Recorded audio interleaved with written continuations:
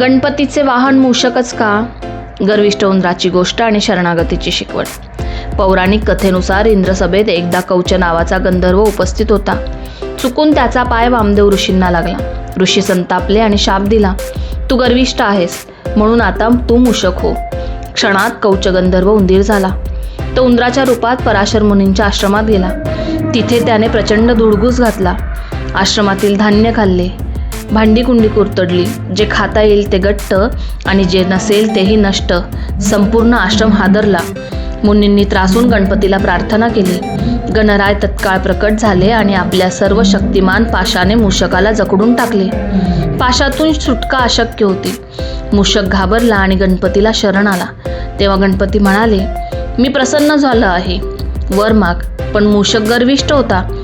तो म्हणाला, मी तुला वर मागणार नाही, उलट तुलाच काही हवं असेल तर तू माझ्याकडून माग. गणपती मंद स्मित करून म्हणाले, ठीक आहे, मग मी तुलाच वर मागतो. आजपासून तू माझं वाहन हो. गणपतीचं प्रचंड ओझं पेलताना मूषकाचा गर्व क्षणात तुटला. त्याला आपला अहंकार व्यर्थ वाटला. त्याने नतमस्तक होऊन गणरायाला प्रार्थना केली. त्या दिवसापासून मूषक गणपतीचे वाहन झाला. यामागे आणखीन एक अर्थ सांगितला जातो. मूषक म्हणजे पीक उद्ध्वस्त करणारा प्राणी आणि गणपती म्हणजे शेतकऱ्यांचा देव. उंदराला वश करून गणपतीने शेतकऱ्यांचे रक्षण केले. तर दुसरे मत सांगते, गणपती म्हणजे दिवसाचा सूर्य आणि मूषक म्हणजे रात्र. सूर्यरूपी गणपती रात्रीवर आरूढ होऊन संपूर्ण जगाला प्रकाश देतात.